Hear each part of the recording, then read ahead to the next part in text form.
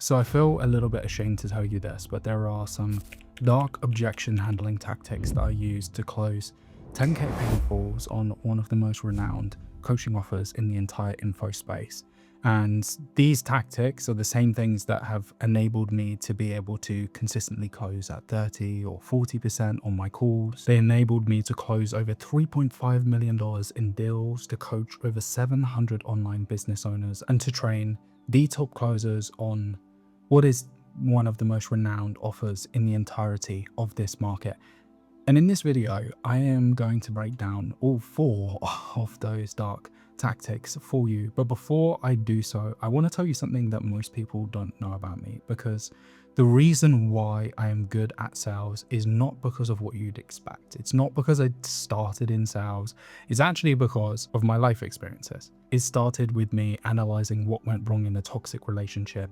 It started with me working as a carer for people in the last days of their life, working with refugees, and surprisingly also being a freestyle rapper. And all of this laid the foundation so that by the time I became a high-ticket closer, I wasn't starting from zero, because I understood the foundations of human psychology, emotional intelligence, communication in a way that most business owners and sales reps simply don't. And so if you have a real offer and you're losing deals, you know that you should be closing, you're going to absolutely love this.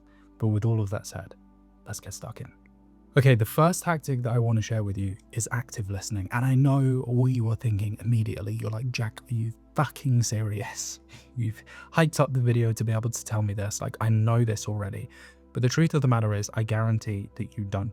The vast majority of people in this market do not explain what active listening is on a deep level. When they're talking about active listening, they effectively just mean that you need to pay attention during a conversation. But when I am talking about active listening, I am talking about the 3 layers of communication. Now, this is something that took me a long time to figure out, and it was rooted in a past relationship that I had that just simply didn't work out. And what I realized after that relationship broke up was there's 3 different layers to any conversation that is taking place, which is, first and foremost, what is being said, like literally the words that are being said. The second layer is what is actually trying to be communicated through this sentence, because the truth of the matter is most people are terrible at communication. And then the most important layer is what is the intention behind that sentence in the first place. Now, you may be familiar with the concept of a Freudian slip, and the whole concept of a Freudian slip is that somebody says something out of turn that they didn't mean to say, and it's basically them speaking out loud their intrusive thoughts. But if you really engage in active listening, the Freudian slips that are taking place all the time. And these Freudian slips, or these clues that you get from really engaging in active listening, take place when you start analyzing synonyms. Why did somebody use this word versus this word? Why did somebody say good versus great? Or why was there a pause in their cadence before they said good? Or why was there upward or a downward inflection when they spoke that sentence? When you start getting to that level of obsessiveness, when you're paying attention to how somebody is speaking to you, you're able to always operate on that 3rd layer of communication. And the reason why this is so unbelievably important is because it enables you on a sales call to view the sales call through the lens and the eyes of the prospect. And in doing so, you are able to understand their perspective better, and in understanding that, it enables you to reverse engineer the entire process from their perspective to yours, so that you can reframe their viewpoint and work towards the close. Now, if you want to get help when it comes to understanding active listening on a deeper level, there is a link in the description where you can go and book a call. And it is a conversation that you will have with me directly. And on that call, I will help you to figure out how we can help you to go about scaling your business faster simply by increasing your close rate. And the key thing I want you to understand is that we guarantee at a bare minimum, we will add $20,000 to your monthly recurring revenue in the space of 6 months. If we don't do that, we will work with you for free. But with all of that said, let's get stuck back into the video. So tactic 2 is all about empathy. And at this time in my life, or at this stage in my life, I was actually doing end of life care, which was a pretty stressful job, if I'm being honest with you, because long story short, the responsibility that I had was to look after people in the last few days or the last few weeks of their life. And it meant that, sometimes that I'd come into work and I'd find the person that I'm taking care of lying dead in bed. I have to have, really difficult conversations with the family members. Long story short, I had to show up with real empathy, not just for the patient I was looking after, but also for the family members whilst they were alive or after they passed away, because naturally, man, like, life doesn't really get much more difficult, painful, stressful, challenging than these end of life situations. You cannot fake it. And in the context of sales, one of the things that is so important is your ability to be able to build trust with people, to be able to be authentic with people, and your ability to be able to empathize with people. And this depth of empathy really helped to enhance my emotional intelligence. It would help me to understand people's psychology on a deeper level, to understand the emotions that they were feeling on a call. And one of the biggest things that I'm recommending for you to do when you're on your sales calls is, even though B2B is very logical and B2C is a little bit more emotional, the common thread between both of them is that business owners and closers who have high emotional intelligence generally are always very successful in sales. And it's because they can connect with other people, they can get in front of objections and concerns and hesitations and reservations that prospects may have long before other people would. And so here's the key thing that I want to share with you in terms of value. The key thing that I want to share with you in terms of value is that when you're on the call, irrespective of whatever the emotional state of the prospect is, it is your job to lead the call emotionally. Say, for example, if they're in a state of fear, it is important for you to kind of meet them to an extent of where they are.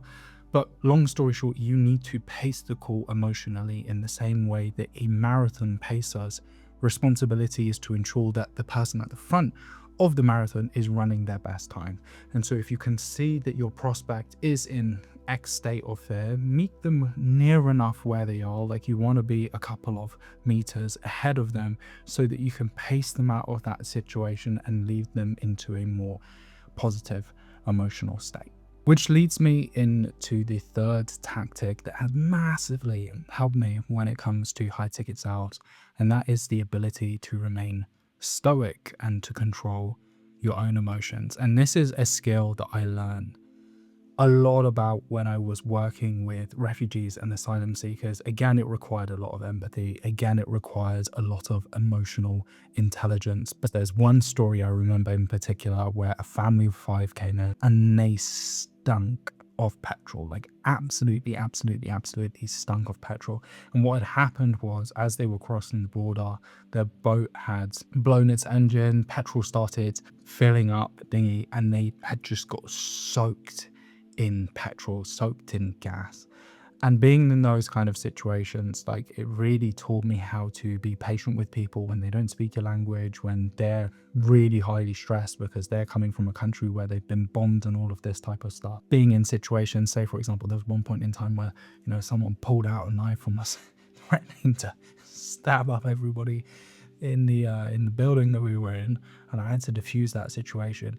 Dealing with those types of scenarios and then juxtaposing that against dealing with someone who's a little bit stressed on the sales call because they don't want to put some money down, there's no real comparison. And so, long story short, what I have noticed in myself, what I have noticed in exceptional closers and business owners who are great at sales, is their ability to be able to control their emotions. Because if you want to be able to influence somebody else's emotional state so you can help them to make a decision, it is important for you to make the decision to be able to control your own emotional state. And tactic number 4, and genuinely this is my favorite one, is the power of understanding language, the power of understanding communication, of understanding tonality. And that is a perfect representation of it right there. And you can see how I like to play around a lot of the time with repetitive phrases in my speech, play around with my cadence, play around with my tonality to try and make myself a little bit more engaging, a little bit more entertaining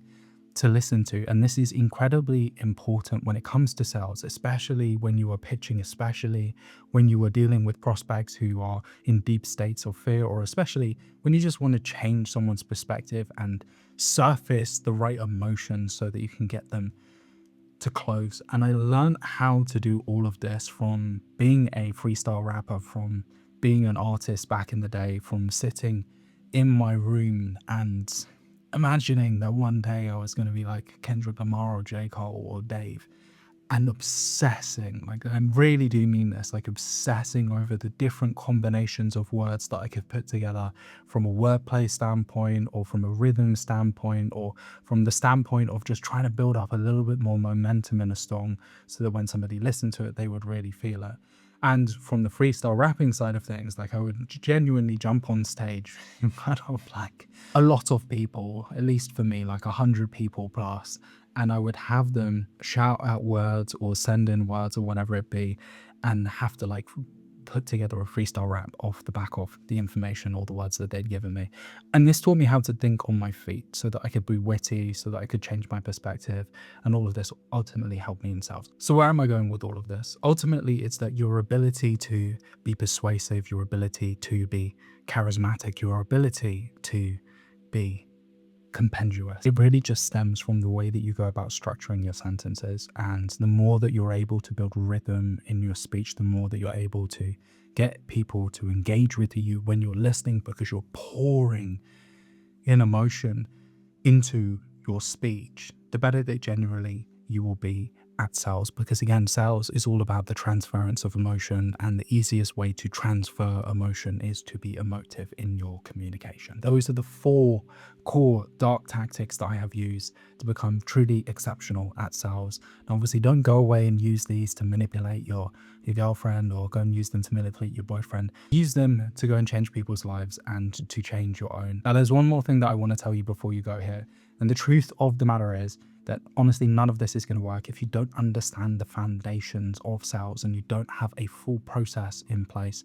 So it's great, honestly, for you to hear all of these techniques that I use, but the reasons why all of these techniques have actually worked and enabled me to close so many deals is because I've had the right structures and the right systems in place. And so if you are an agency owner, or if you're an infopreneur who's already getting a ton of calls, but you're just not closing at the level that you know that you should be, or you're just not closing at the level that you know that you want to be, that is the exact problem that I solve, and I'm very fucking good at what I do. I've helped agency owners to go from a 6% close rate to a 50% close rate. I've helped business owners to go from the point where they're making 8K to 50K per month in the space of literally just 16 days. And I have helped business owners to go from literally zero to making over $1 million a year in the space of just 5 months. And if you want to have a conversation, then feel free to click the link in the description so that we can have a sit down chat to figure out whether or not I can even help you. And as I said earlier on, if I can, I'm willing to guarantee that I will add at least $240,000 to your annual recurring revenue. That's enough money for you to go out and buy your mama a house. So if that's worth 30 minutes of your time, then feel free to click the link below. And if it's not, I appreciate your time, and I will see you just